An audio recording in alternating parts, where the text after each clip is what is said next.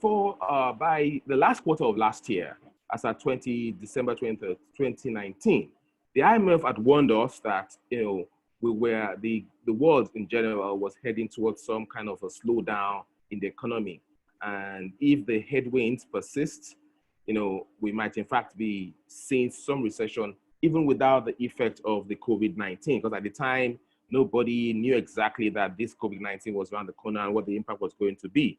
So the IMF had predicted that there was going to be some kind of slowdown.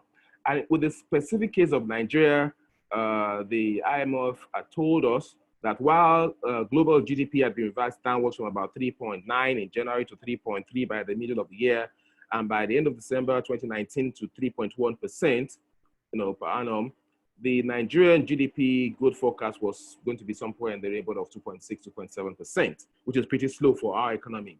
If you juxtapose that against the fact that our population is growing at about 2.6%, clearly, it wasn't a good growth projection, even without the effect of COVID-19.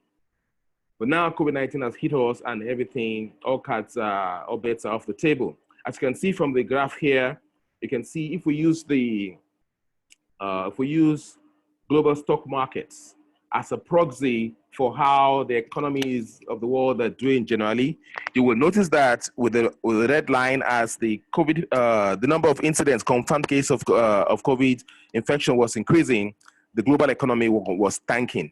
And that was what we saw in the early part of January. So what has been the global economic impact and the response so far?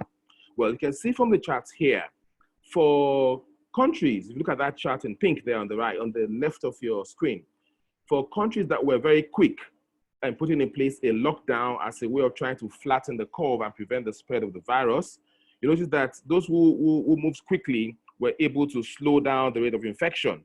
Whereas countries like the US, like Spain, like Italy, Germany, even the UK, that were not so proactive, the rate of spread of the infection is still on the increase. As of yesterday, over 60,000 people had died in the US. But if you look at the case of countries like Singapore, South Korea, Japan, the rate of new incidents has slowed down simply because they put in place this lockdown quick enough. They were proactive about it. Now, while that has slowed down the onset of new cases, all this lockdown hasn't been without its impact. On the right of your screen, you will see the revised projections by the World Bank and other analysts as to what the global economic outlook will look like as a result of the incidence of COVID-19, added on to the other existing challenges that we had in the global economy. So for the blue line tells us that at the very best case, which simply implies that if before the end of this year, we're able to ease up on the lockdown because perhaps we found a cure or a means of trying to contain the spread of the virus. Perhaps we have developed what we call herd resistance, or herd immunity to this infection. Then we will see a slowdown in global economy to about 1% per annum, which is bad enough, but we'll expect a V-shaped recovery. In other words, in very quick succession, we should be able to get out of it.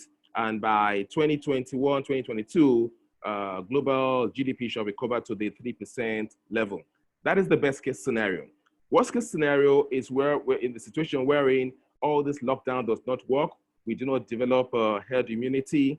We find out that the rate of infection still continues to rise, and perhaps maybe even a second wave of infection, which some people predict will be worse, than the first wave. If that happens, we expect to see a very disastrous decline in global economy, as indicated by that the red line there. And we see, in this case, we will see a contraction, possibly even a depression in global economy, and the rate of recovery will be slower.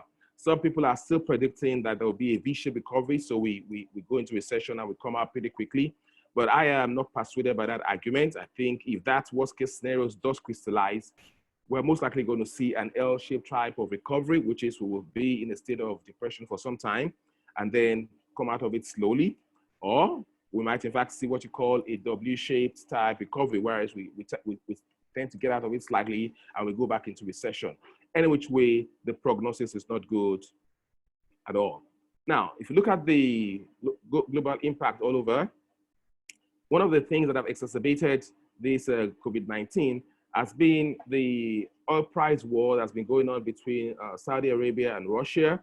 Not only that, because of the COVID pandemic and the fact that most economies are pretty much ground to a halt, we see that the demand for for oil and other commodities have dropped. So there are double whammy here. The price of oil has dropped, demand for oil has dropped. So the countries that depend on these commodities have had severe shocks to the economy.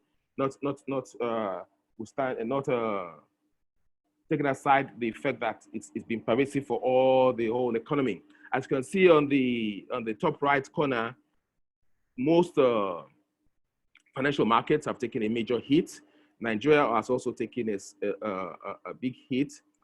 Government bond yields have dropped, in some cases even have become negative, all in the means to try to stimulate the economy. But the point is that when your economy is in lockdown, there's very little that you can do to stimulate it. Until people are able to go out and work, we're not likely to see any major turnaround in these economies. Now, that said, I hope you can still see my screen. Yes, we can. Very good. Now, that said, let's go on to what the impact is right now and it's likely to be for different industries. As you can see from this chart here, the impact of COVID-19, the economic impact will vary across industries. In fact, it will vary across geographies, it will vary across industries, it will vary even within industries, and some industries are likely to be impacted even more than others. From this chart that we have here, based on the forecast and the current review of data by the United Nations World Travel Organization, we find out that the economies the industries that are likely to be a bit resilient to this problem are the finance industry, the food industry, healthcare industry, and possibly media. Every other industry will take a big hit. The biggest one, of course, will be travel industry, because obviously people are not moving around. And so travel, hospitality will take a big hit. This chart here shows us just how big a hit, for example, the travel industry will see. The estimates here is that the global travel industry will contract by as much as 30%. And that is about 1.5 trillion loss in revenue. And 1.5 trillion is about 1.5% of global GDP. And so that shows you just how big an impact this COVID-19 is just on one industry, which is at the center of, logistics, of movement, of goods and services, of people, and you can only imagine the pervasive impact on other parts of the economy. A related industry is the aviation sector. Again, that is going to contract significantly from what we see. Africa will take a big hit, as you can see from the table there. The sharing economy is also going to take a big hit. You can see what has been happening to Uber shares. People are not using Uber anymore because people are at home. These are the kind of things we're going to see going forward. The rate of recovery is a function of how quickly we're able to become comfortable, coming close to each other again, which is not something that we foresee in the short term. What about other major sectors like the banking sector, information technology, automobile industry, education? All of these sectors will take a big hit, in one form or the other. The impact on Nigeria's specific industries, I'll be discussing that later, but on a global level, this is the dismal picture that we'll see.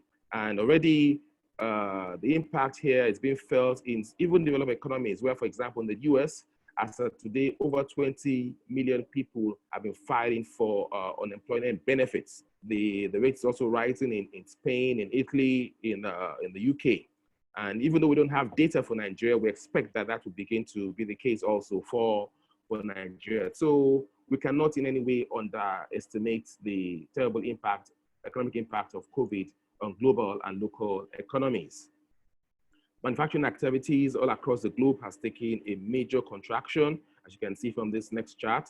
We also see that the fact that global supply chains have been massively disrupted, and at the end of the day, all these things will be having a major impact on trade, on consumption, on GDP, on employment, and even on the capacity of economies to recover even post-COVID. The services sector is not left out of this, as we see from the second chart. So restaurants, logistics businesses, aviation, hospitality, all of these sectors have been adversely impacted on a global level and even on a local level too. Now, in response to this challenge, what has been happening? A number of economies have been trying to throw money at the problem. And this chart just tells us the level of stimulus as a percentage of GDP. The leading the pack, of course, is the USA that has thrown in about $2.2 trillion right now into a stimulus package, which constitutes about 11% of their GDP.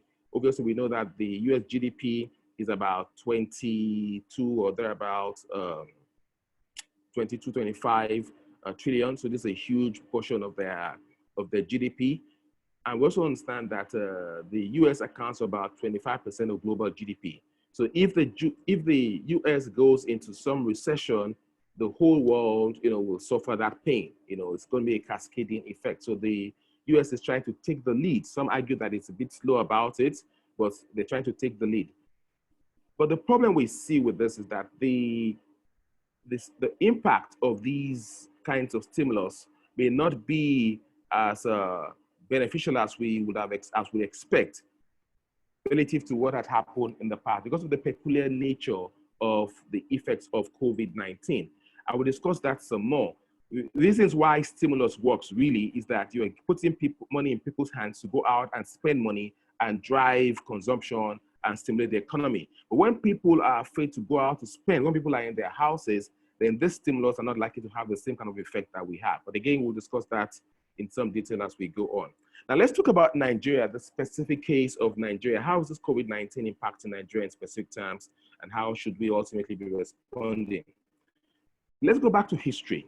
One of the first things I want us to all bear in mind as business managers, as employees, as household participants in the economy, the financial and economic impact of a recession usually varies across industry. That's what we learn from history. The charts you're seeing here is based on what happened between 2014 and 2016 in Nigeria when we had our last recession. As you can see, the agric sector was the only sector that seemed to have been resilient to that recession. Every other sector took some hit, but the degree to which each sector took a hit also varied. If you look at the banking sector too, the banking sector took a hit because if you look at all of them, from GT Bank all the way to Diamond Bank, they all destroyed share value for their shareholders, but to varying degrees. The worst hit, of course, was Diamond Bank, and the least of all was, of course, GT Bank. We'll explain again why this matters. Because the way we respond to managing financial resources at a corporate level, and even at a private level, by the specific nature in which these economic impacts or shocks affects our businesses or affects our household. No one size approach fits all. That's the message from this chart. So what is happening right now? Before the COVID-19 impact, what we saw, these are 4 charts captures what was been happening in Nigeria. Evidently, Nigeria's GDP from Q1 of 2019 to Q4 of 2019 have been growing, but at a very slow rate. So in other words, our economy was, even pre-COVID-19, was very vulnerable. Growth was slow. Not only that, inflation was also on the rise. It was about 12%, which is manageable, not so bad. But when other sorts of investments are giving us yields of far less than 12%, evidently a 12% inflation in an economy of low yielding return investment opportunities is not necessarily a very good thing, because real returns are therefore negative.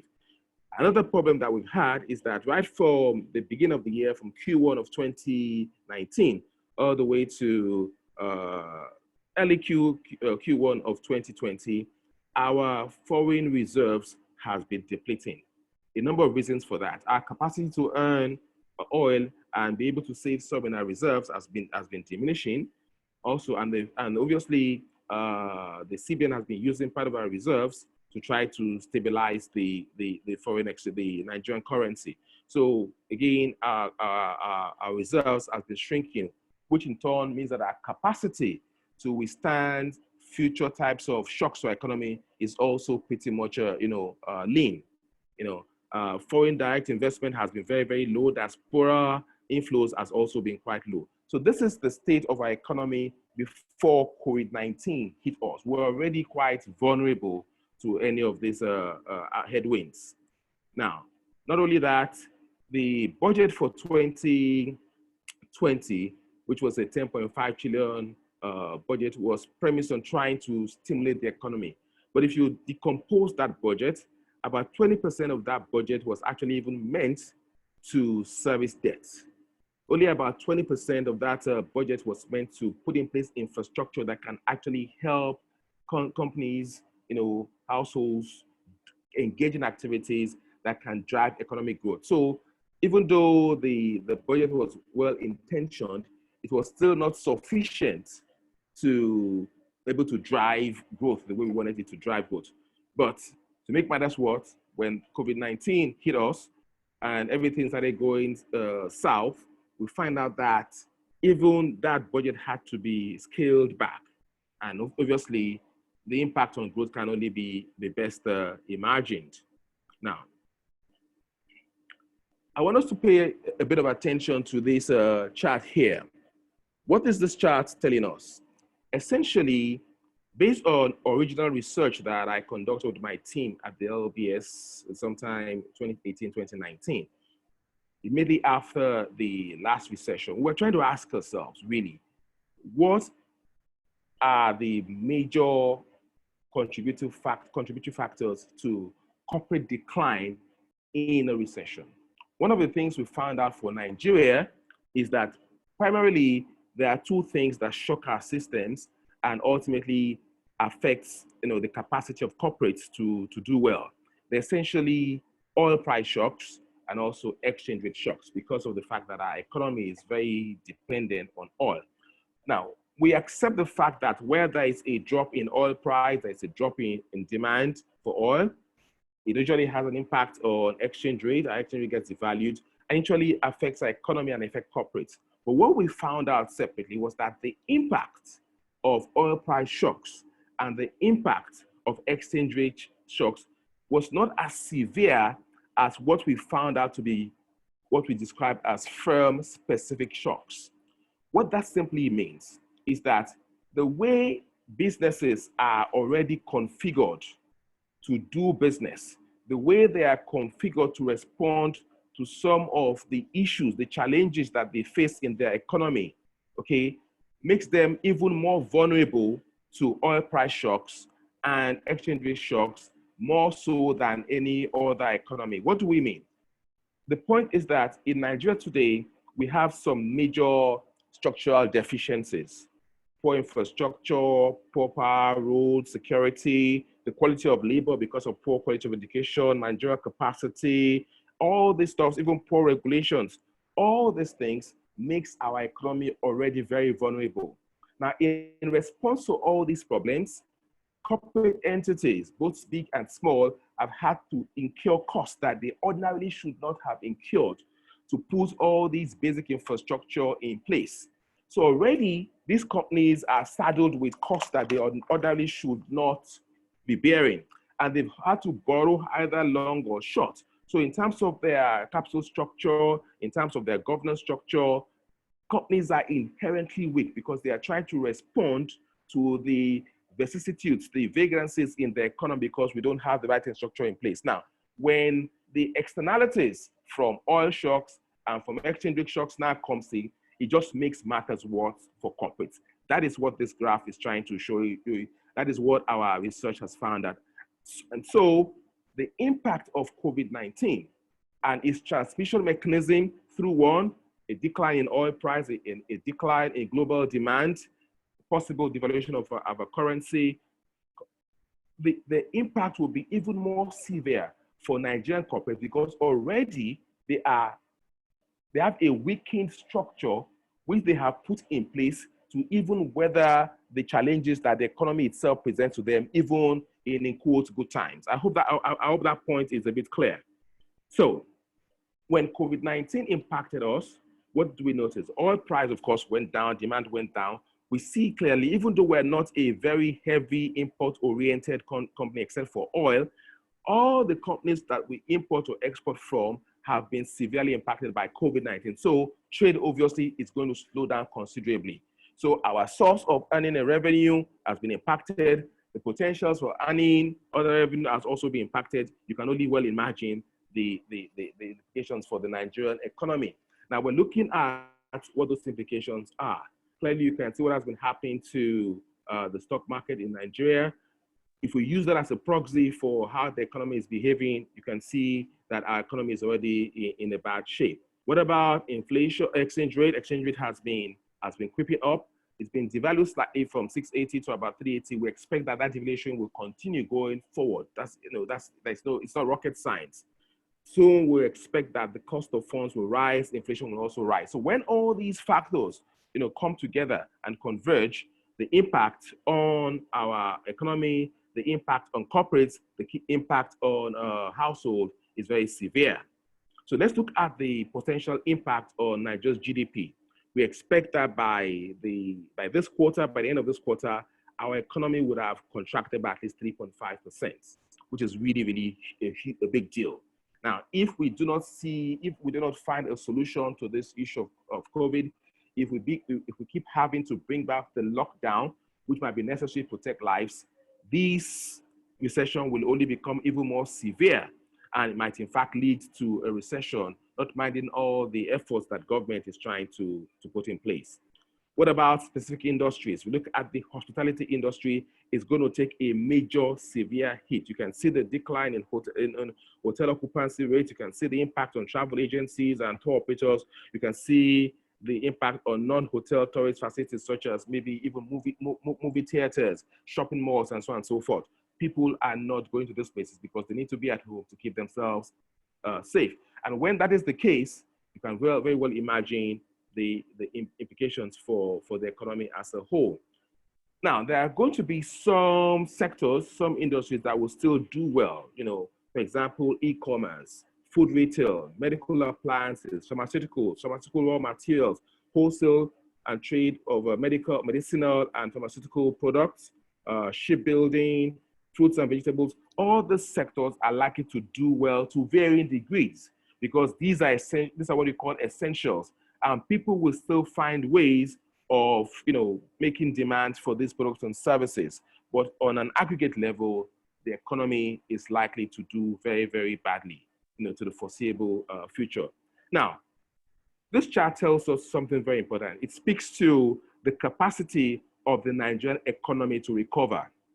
Again, this is based on research that was conducted by myself and my team at the LBS and what we've learned from history. This shows us what has happened during the global financial crisis of 2008, 2009. If you look at the Nigerian Stock Exchange All Share Index, and if you use this as a proxy of how our economy is doing, you can see that when the global financial crisis kicked in 2008, 2009, there was a significant drop in economic activity, and there was a significant drop in the All Share Index, which showed when we went into recession and stayed there for a while. But the interesting thing is that we didn't recover from these things, in an L-shaped or in a V-shaped format. We're pretty much, in a very zigzag, W-shaped, and if the more important thing is that we never, in fact, got back to the levels that we were before that global financial crisis, up to even 2017. Now, if you compare that to other economies, look at the Johannesburg Stock Exchange as a proxy for the South African economy, the S&P for the US, AX for Australia, FTSE for the UK, and the one down here, which is an aggregate of all global stock markets and, of course, a proxy for global economy. Their recovery was an L-shaped recovery. We need to pause for a while as corporates and ask ourselves, why did things play out this way? And is this likely to be the pattern we will see post-COVID-19? I am persuaded that's going to be the case for a simple reason. The point I made earlier, there are some structural deficiencies with our own economy that makes it difficult for us to withstand these kind of shocks and to get out of these kind of shocks very easily. One of the things that you see with these economies is that these economies that were able to come out in an L-shaped, they are not necessarily commodity-based, so they don't necessarily need the price of commodities to improve for the economies to improve. We are a commodity-based economy, and so until the price of commodities like oil improves, We're not likely to be able to be generating earnings that can stimulate the economy to grow. So that's one of the issues. Already, we also have major infrastructural deficiencies. A lot of our businesses are operating on very thin capital. Most of them have financial inflexibility. A lot of them will fail or will get into crisis. We do not have very good business rescue and insolvency laws that can help companies restructure themselves and get out of the problems, because this problem still persists. It is my own thinking that even post-COVID, the rate at which the Nigerian economy, Nigerian corporates, and even households are likely to recover, post-COVID, is not going to be as smooth as other economies. That is my own best estimate of what's going to happen based on what we've seen in the past and based on some empirical evidence before us. This is not good for Nigeria, but that's the reality that we face right now. I am hoping that a situation like this can help those who are in authorities understand the need for an economy to have certain fundamental things in place: good infrastructure, good regulation, good insolvency regime, to ensure that businesses do not have the added burden of trying to put in place infrastructure that can help them do well. If we continue the way we are, as business as usual, our economy will always continue to lag other economies. And let's not kid ourselves. There will be different kinds of economic challenges in the future. The capacity of Nigeria as an economy to be able to withstand it, the capacity of corporations to withstand it, is a function of how diversified and how robust our economy and infrastructures are put in place to ensure that businesses can thrive in such an economy. Now let's move forward now. The IMF had looked at a number of countries. It looked at 66 of them. I looked at them across 4 parameters to try to gauge their financial strength. The logic here being that the countries with higher financial strength, better financial strength, are better able, one, to withstand the impacts of this COVID-19 pandemic and its economic impact, but also are better able to recover. Fortunately for us, on the basis of our public debt as a percent of GDP, our foreign debt profile, our cost of borrowing, our reserve cover, we were ranked as number 14, which is a good thing. It's a relative ranking, it's a good thing. But again, if we look at the specifics of our economy, given the points I've been in the past, we should not necessarily be too happy about this. We have specific challenges that these analyses may not have necessarily covered. But being 14 on the list is not a bad thing. Now, the final point I'm going to make before I move on to what corporates should be doing is trying to explain to us why we might still persist and linger in this crisis even after COVID-19. The GDP of any economy is essentially driven by about 4 major parameters. We're talking about household consumptions. We're talking about investment in infrastructure that enable us to put in place those things that enables businesses to thrive. We're looking at government expenditure. We're looking at our next export. If you look at all these parameters for Nigeria, they don't look well for us going forward. First and foremost, consumption, household consumption for Nigeria is going to be severely impacted by COVID-19. We need to bear in mind that Nigeria is still an inherently poor economy. Most Nigerians are still poor. And the truth of the matter is that a lot of Nigeria live on a subsistent means. In other words, most of them have to go to work on a daily basis for them to earn an income that they can spend. And so if this COVID-19 persists, if we stay at home, if we have to stay at home, the aggregate demand as a result of consumption will be low, and that will continue to depress our GDP going forward. Investment levels are already very, very low. At 25%, at about 25 billion US dollars compared to our GDP of 410, which represents about, I don't know, maybe about 12% or thereabout of our GDP. It is too low to be able to stimulate our economy in the way that should push GDP ahead. Now, economic analysts estimate that we require an investment level of about 20% of GDP year on year for the next 5 to 10 years to be able to get Nigerian economy to move beyond 2%, 3%, 4% growth rate. And we need to grow at that level for our economy to get to a point where we can fight poverty and also get ourselves away from the shackles of this COVID-19. Right now, the level of investment is so low. Now, investment comes not only from within, it comes from outside. Most external investors are not excited about bringing money into Nigeria at this point in time, and they're not likely to be excited about bringing money into Nigeria, even post-COVID, because of a number of issues. One of them is the fact that our exchange rate in this country is not actually properly priced. The truth of the matter is that most economists believe that Nigeria's currency is overvalued, and that serves as, a disincentive for investors to want to bring in their own hard currency to come and invest in Nigerian economy. A lot of things need to change. Government expenditure also has to increase. Unfortunately, government is not earning enough money to be able to invest. Of course, government can actually increase its expenditure by borrowing money, but our debt profile is already quite high, and it's not likely that we're going to be getting access to a lot of loans from multilateral agencies, except we can demonstrate that these loans are going to be used to put in place those conditions that can help the economy itself strive, so that we can actually pay back these loans and everybody is happy for it. So basically, we're saying that the prognosis for Nigeria going forward is a bit dire, given all these facts that we have made. So how should corporates now begin to manage their resources in this kind of scenario that we're painted here? It's very simple. It's not rocket science. As earlier discussed, the economic and financial impact of COVID will vary, differently across industries, across countries, across regions. But there are still some very common generic incidents and means of transmission and impact points. One of the things that we'll notice for all corporates is that there will be changes in consumer behavior, there will be changes in competitive actions, and there will be changes in industry structure. There will be severe decline in demand, because aggregate demand will decline, disposable income will decline, and so there will be a consequent drop in revenue for companies. Even revenue distribution patterns will change, because the kind of things people will spend their money on will change. Like we demonstrated from a chart that we presented earlier, the number of industries that will thrive, people will be focused more on essentials now. And so if you're in a business that's not doing essentials, people will pretty much, move their demand pattern away from what you are offering and push it towards those essentials. And so there's going to be a major decline in revenue across board for companies. There is and there will be a severe disruption to global and local supply chains, and this will disrupt operations and output for a lot of companies.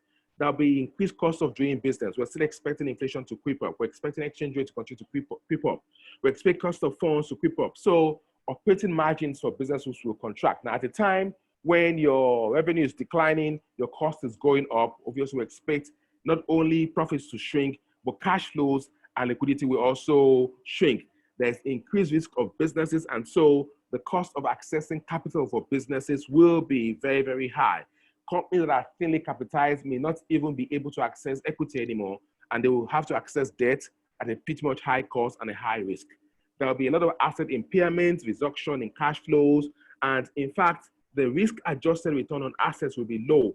This again will lead to a situation whereby economic value added from businesses will be very, very low. Shareholder value will be eroded, and there will be severe strain on financial flexibility of businesses. Now, what should companies do in response to all of this? One of the biggest priorities for businesses is to arrest cash burn rate. By that we mean companies should begin to look at how they are spending cash and begin to plug all the loopholes. You only spend money when you need it. Conserving cash flows, optimizing liquidity becomes a major priority for corporates right now. Companies should also manage the disruption in revenue growth, in revenue pattern, and revenue distribution. If you are locked into goods and services that are non-essential, this is a time to begin to think of diversifying into other areas. Even at a private level, this is when side gigs, gigs begin to be very critical to augmenting your income. While managing cash outflows, another thing that businesses must be managing right now is the bottom line in terms of cost across the entire business activity sequence, from your procurement function to your supply chain, all the way to the way you manage inventory, to the way you interface, the efficiency of production, the way you manage your customers. You must begin to look for where you can reduce cost. It is extremely critical, not only cost, but also cash outflows. You need to eliminate non-essential activities. This is a time when the principle that we call activity-based costing techniques begin to come into place. Businesses must realize that what drives cost is actually activities. And so if you have inefficient and redundant activities in your operations, you will just be wasting money doing things that are non-essential. So this is a time to look through your entire business value chain and begin to think of where to reduce cost. Some of the things that COVID-19 is imposing on us is going to be a way to drive costs, and we should embrace these opportunities. For example, doing business remotely, working remotely is a way to reduce costs for business, because most of the fixed costs that you incur in your office may actually have to be scaled down. For example, some banks right now are thinking of rotating how their branches open up. They're beginning to ask a lot of their customers to go and make use of their online platforms. All of these things are going to be ways companies will be looking innovatively to drive down costs, and by extension, drive down the outflow of a cash, because preserving cash, I cannot overemphasize that fact. Preserving cash right now is critical for all corporates. We need to improve operational activities, inventory management, chase after your receivables. In fact, give incentives to those who are owing you money so they can pay you earlier. Try to negotiate favorable payment terms too where you can. If you have loan portfolios, this is a good time to try to negotiate those renegotiate those loan portfolios. Look for reduction in your interest terms if you can. Look for moratoriums, deferring payment of both principal and interest to into the future as much as you possibly can. If you qualify for some of the incentives that the CBN is putting in place, please apply for them and get them. Try to improve your financial flexibility, and I said earlier, build up cash reserves. It's critical. Now, for what about on a private level? Well, before I go to the private level, there's something I would like corporates to also avoid. Avoid what I call a knee-jerk reaction with respect to trying to rationalize costs through staff rationalization. One of the things that companies do when they find themselves in this kind of dire situations is they begin to lay off staff. Before you go that route, think of other creative ways of managing, payroll bills, probably by doing salary deferrals if you can. Negotiating with your staff to stay on but have their salaries reduced, looking at pay-as-you-go type methods of paying staff. These are things that we can explore before we begin to lay off staff randomly. Avoid unfair labor practices. Try to also avoid unethical predatory price gouging practices. What do I mean? Do not try to exploit your customers or clients right now because you're trying to maximize returns for yourself. For example, we noticed that at the time when the demand for face masks was quite high, which is an essential, when hand sanitizers, the price just went up because of what we call price gouging. A pack of face masks that used to cost about 500 naira now cost about 14,500. Those are unnecessary and unethical practices that businesses should avoid, because when you do this, you will essentially just create bad blood, for your brand, for your customers. And when we get away from this COVID-19, pandemic issue, you might not necessarily be sitting well with your consumers. Avoid abusing your market power and your market position. For example, unnecessarily delaying payment to your suppliers. These are the kind of things that we should try to avoid. And finally, we're hoping that businesses will revise their budgets. They'll put in place very robust cash flow planning, which are linked to robust strategic scenario planning, so that you are trying to anticipate what's likely to happen. You are stress testing your balance sheet, and you are planning for tough times ahead. These are the things that corporates can do right now to manage their financial resources. What about on the private level? Some of the things that households will face it will be loss of employment, for example, or reduced earning capacity. They will face reduced liquidity constraints.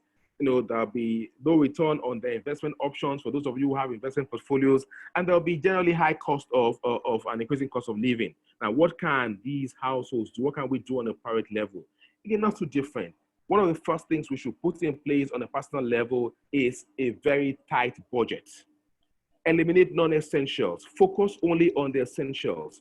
Cash will continue to remain key. Always plan to have at any one time no lower than 6 months of cash cover for your essentials. In other words, after you've drawn up your essentials, your plan, ensure that you have a cash cover as much as possible that can keep you afloat for the next 6 months. We're talking about food, utilities, communication, health, rent, school fees. and support for remote working. All of these things must be the focus of household now. In terms of investments, if you do have, spare cash or spare resources that you want to invest, your focus right now should be to a balance between liquidity, between risk minimization, and capital preservation. Now is now the time to be looking for trying to maximize return on investment. Now is the time to try to preserve liquidity.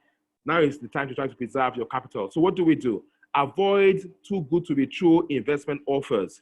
Think short term in terms of liquidity and capital preservation. Think mid-term in terms of capital preservation and minimal risk investment. And then for the long term, think about capital preservation and then moderate returns. What are the investment options that you should be looking at? There should be a mix of cash in your portfolio. You can invest on treasuries. You can invest on stocks right now, because stocks are low in their pricing right now. But this is a good time to enter the capital market with some portion of your investment portfolio. But remember, a major part of your portfolio should be skewed towards liquidity. Most people don't like to hear this, but we live in very risky times now. And it will be very irresponsible if those who are responsible for their families do not have estate planning at the back of their mind. So plan your estate now, plan for wealth transfer, put in place a will. There's nothing bad about doing that.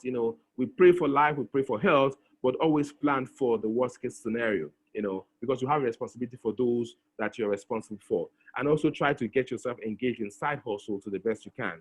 Now, some people will ask me whether it makes sense for you to now begin to warehouse your money in dollars. Well, the truth of the matter is that if you've not already done that, it is too late. And I wouldn't encourage that right now. Why? Because when we all begin to aggressively try to, demand for dollars just for the purpose of reserving it, we're going to be putting a pressure on the exchange rate, which is not going to be necessarily good for our economy in general. So basically, these are the things that I would like to share at this point in time. And so I would like to take some questions now.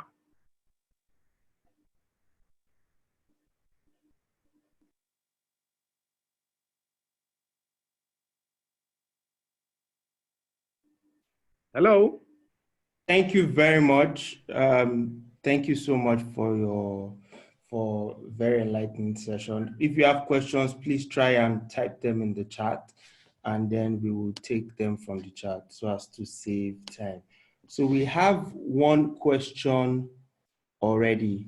So with the present situation of the economic crisis, is there any advice to Nigerian engineers, scientists, bankers, and others on the best way to assist the government in managing the situation? Yeah, thanks for the question. Well, a lot of things that I've said, will apply. So rather than go into very sector specific, if for example you are a scientist, you can come up with a way for us to solve find a cure or find a vaccine for COVID-19. That would be a good help for government. But setting that aside, all of us just have a responsibility to comply with the regulations that governments are put in place. Continue to maintain, because you see, COVID-19 is primarily a health challenge with economic consequences. If we do not address the health impact, we're not likely to do well with managing the economic impact. So as engineers, one of the things that you could do is begin to help us design infrastructure projects that can be executed at a low cost, in such a way that the minimal resources that government has will not be dissipated in projects that high cost, low return. So engineers can put their minds to this problem. We need to solve major infrastructure problems: water, power, roads, and so on and so forth. Logistics. Logistics is a big one, for example. We have to think of ways of being able to get goods from one point of the country to the other. The mainstay of our economy going forward will be agric. If we do not solve the problem of preserving the output of agricultural products, a lot of agric output is being wasted because we don't have technology in place to preserve these things. We don't have logistics in place to bring them quickly from the hinterlands to where they can be consumed or where they can be exported. So these are problems that scientists, engineers can apply their minds to, and hopefully even post-COVID, these are things that we really need to be thinking of. Thank you very much for that. The next question is from Olusegun Opadotun, and okay, we'll take that after. Then from Bayola and Waju, we have building cash reserves is a function of the financial health of an individual, and this is currently far-fetched. I mean, what can people who are constrained with not having enough cash, what can they do? That's a very interesting question. If you don't have, well, you don't have. That's the reality. The thing is that you must then begin to try to think of how you can increase your earning capacity without putting yourself at risk. But we should also remember something about cash. There are two levels to cash: earning cash and also minimizing the way you spend cash. So for those, even if you have a low capacity for earning cash, even trying to minimize your expenditure, trying to focus only on the essentials is a way to allow your cash to stretch longer than it would ordinarily have been possible. So that's one thing. But if you really are so constrained, we're hoping that the palliatives that the government is putting in place might help. We're also hoping that we can, at this point in time, be our brother's keeper.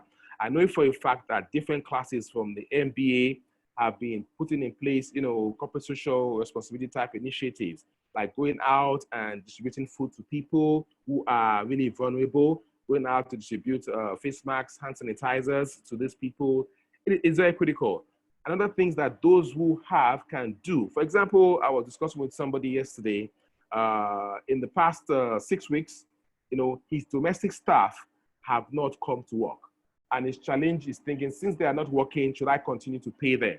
Well, I will say that if you are able to, these people constitute the vulnerable ones in society. So if you're able to, even if it means, a fraction of what you ordinarily pay them, as long as you are able to, you should be your brother's keeper. So, these problems must be addressed from different perspectives.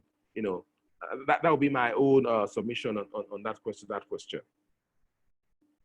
Okay, thank you very much. The next question from Ayoade Adegbite is, we know that banks make money from services rendered to their customers scattered across other sectors. How then can banks still turn out positive if those sectors where their customers operate are struggling? Very good question. Well, banks right now in Nigeria, we're still looking at how these things will play out. But banks right now, we're not seeing significant stress right now. But we should look at, first and foremost, look at the loan portfolio of banks in aggregate. About 35% of the loan portfolio of banks, 34%, 35%, they have this exposure to the oil and gas industry, which is a sector that's been severely hit by COVID-19 and the recession that will come out of it. So we expect that banks will begin to take a hit, going forward. Banks like the person who raised the question said have a lot of exposure to different parts of the economy. But remember also that we had said in this same presentation that some sectors seem to be fairly insulated from the full impact of this pandemic. So it's probably this is a time for banks to now begin to think about providing services to those other sectors. One of the sectors that will thrive, like we said, is the agri sector. So if a bank does not already have a strategy for lending to the agri sector, probably it's the time to begin to do so. We have e-commerce, we have medical services, we have pharmaceuticals, so there are options that banks can tap and begin to lend, to these, provide services to these sectors, so some sectors will be adversely impacted, some will not be so adversely impacted. Another thing that banks can do is this. The reasons why a number of these sectors will be adversely impacted is because during this period, they will not have access to cash flows. Perhaps some of these entities or these industries will have exposures to banks that they cannot service. If banks are able to accommodate them, restructure their loans, knowing fully well that even this COVID-19 will pass, then it is very likely that businesses that ordinarily would have failed will not fail. And all in all, everybody will come out good at the end of the day. So it's just left for banks to look at their portfolio and see how they can restructure that portfolio to begin to provide services to the less vulnerable sectors of the economy, while also trying to accommodate those sectors that are going to be hard hit by this COVID-19 pandemic. Okay, thank you very much. Next question from Sheye. It says, what's your view on digitization and how long do you think it will take for most traditional corporates to transit into a digitized way of working and doing business? Well, in terms of a timeline, I mean, I'm not an expert enough that I can't give you any kind of timeline. But one thing is clear. Even before COVID-19, we have always known that moving, getting companies to digitize, getting people to embrace technology as a way of improving the way they do business is the way to go. What this COVID-19 pandemic has done for us is that it has brought that reality into sharp relief, and it is making it, it's getting companies to speed up, with their intentions and capacity to go digital. Remote working, for example, is now becoming something that a lot of businesses are embracing and trying to get on board with. So the point is, in terms of a timeline, I'm not sure anybody can give you an exact timeline. Should businesses be thinking about it aggressively? So they must, and I think they're already doing it. It's inevitable. So we need to begin to think about it. Companies that provide those kind of services and those kind of support, this is a time for them to get on board and begin to assist companies. And again, like we said, e-commerce, digital business, these are things that would do well in this economic climate. Okay, thank you very much. And the next question is from James. Considering the impact of COVID-19 on the Nigerian economy, what are the conditions that our government should be focusing on at this time to enable our economy thrive? I believe we have discussed it extensively before now, but I'm still going to try to summarize that very, very quickly. What makes an economy thrive is consumption, it's government expenditure, it's investments, and it's also exports, having net exports. So in very simple terms, government needs to begin to focus on putting in place policies, infrastructure, processes, incentives that will enable all those elements, of national income to thrive. Consumption, how can you stimulate consumption? They're already doing some things, they can do more. One of the things they can do is to ensure that you give incentives to households, to labor, to be able to spend money when they have access to money. For example, one of the things they've done is they have reduced the income tax, the personal income tax for certain levels of earners. That's a good thing. They can do more in that regard, because the more disposable income that households have, the more they can spend in the economy. If they help corporates to be able to stay in business, the more people that are employed, the more people earn, the more there will be consumption in the economy. In terms of investments, government should try and find ways in which they can incentivize investments from both within and without. Like I said, one way is to put in place policies that makes it easy for us to do business. They've been doing quite a bit in that regard. We need to continue to do more and be a bit more aggressive about how we ratchet up what we're doing in that regard. Government needs to seriously look at our exchange rate policy.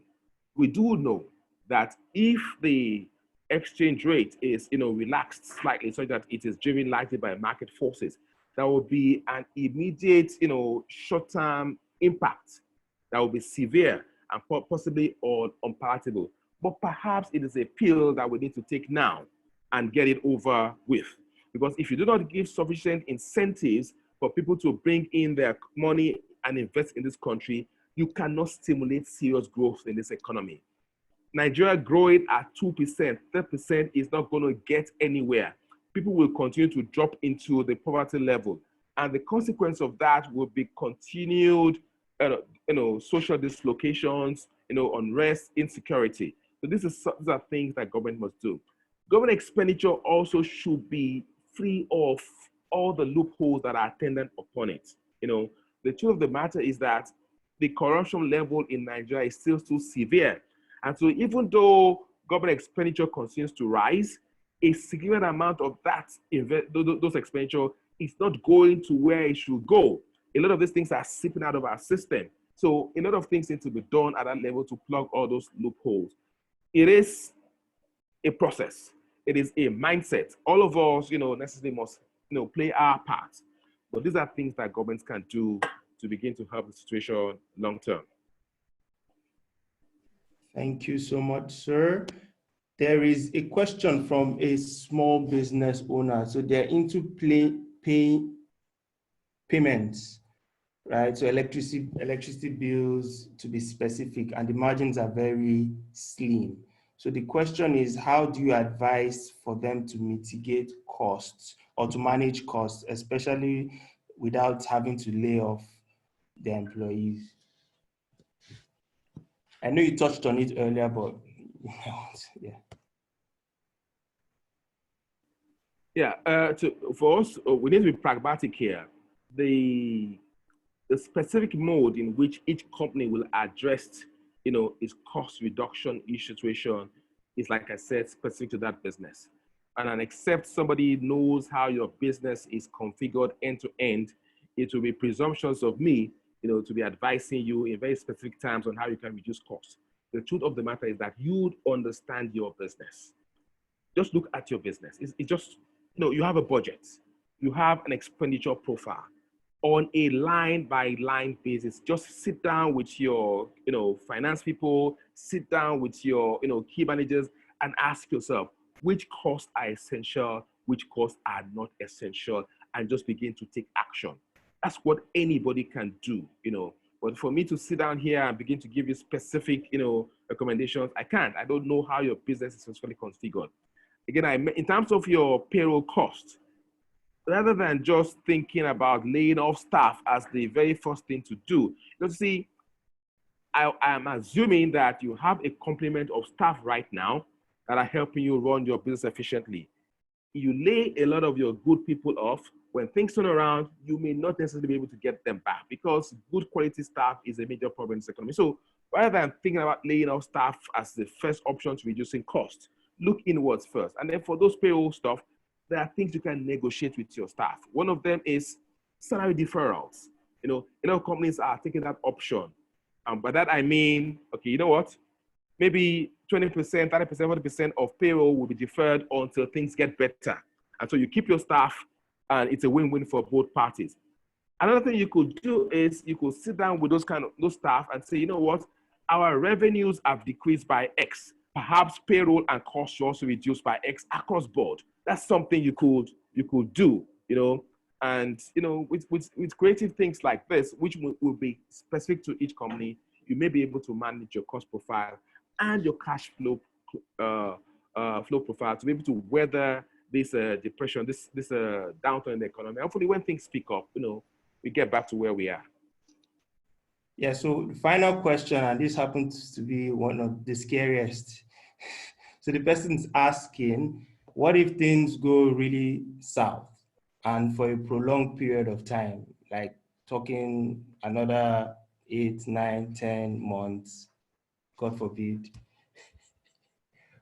what should we do as corporates? And if I knew that answer, I'll be a multi-billionaire right now. We're hoping for the best. But the way I always look at this kind of question is, look, they say that the sky will fall. It is not on the heads of any one person. And if this thing falls that badly, we all are just going to have to brace it up together. The truth of the matter is that if the lockdown, if the COVID becomes that severe, then basically all the things that we have said that we should do, we probably just have to do them at a more severe level. As we begin to see how things play out, then the level of government intervention, the level of, and the specific nature in which they channel those interventions will now begin to change to address the severity of these problems, So, speculating as to what we will do if the thing goes on for 8, 9 months is something that I really can't even wrap my mind around right now. But in very general terms, avoid putting yourselves in a situation whereby you are financially inflexible. What I simply mean is that don't take on unnecessary debt at this point in time. Because when things get even more severe, you'll be in an even more severe position. Okay? This is not the time to invest in capital expenditure at this point in time. We don't know where things are headed for. Rather, it's a time to optimize the resources we have. You know, do more with what you have until we can see clearly what's going to happen in the next 6-9 months and so on and so forth. So I don't know. I can't answer that question any better than that. We just hope things won't get that bad. But if we just get in that direction, we just keep on having to respond to it as we go along. Thank you very much. A few persons have asked that, would you be sharing your presentation? That can be arranged, but I'm going to be using it for a couple of other presentations. So when I'm through with that, I can always pass it on to the organizers of this event, and they can always share it. Perfect. So to that effect, if you would be interested, you can just put your email address in the, you can just send your email address to me privately, and then I'll put it together. And once we get the presentation, we'll just send it out to everyone. Right? Good. Thank you so much, sir. I would like to invite the president of the MBA 10 class, Bola Enwa, to say a few words of thanks to our guest speaker. Thank you, Dada. Nice seeing you again after all this while. First, I want to appreciate our speaker, Mr. Kayode Omoregie. The response that you gave at the short notice is really appreciated. I want to thank you for your phenomenal presentation and the spot-on answers that you provided to all the questions from the participants. Thank you for bringing back those great memories we had with you during our MBA days. The takeaway for me from this session is that we need to buckle up for the interesting days ahead. We need to be strategic, but also be resilient as we go through these challenging days. It also reinforces the fact that cash is king at this time. I want to thank everyone that has made out time to be a part of today's learning. Without you, it wouldn't have been a success. We believe that this has been very useful for everyone that participated. As most of us are returning to work tomorrow, we wish you a safe and productive time at work. We trust that we all come out of this strongly. Thanks to everyone, and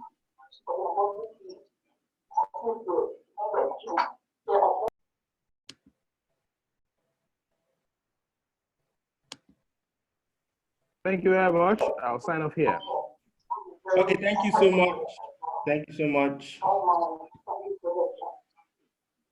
Okay, thank you everyone for joining. It's been a great pleasure. Do have a lovely rest of your evening, and hopefully see you soon in the next session. Thank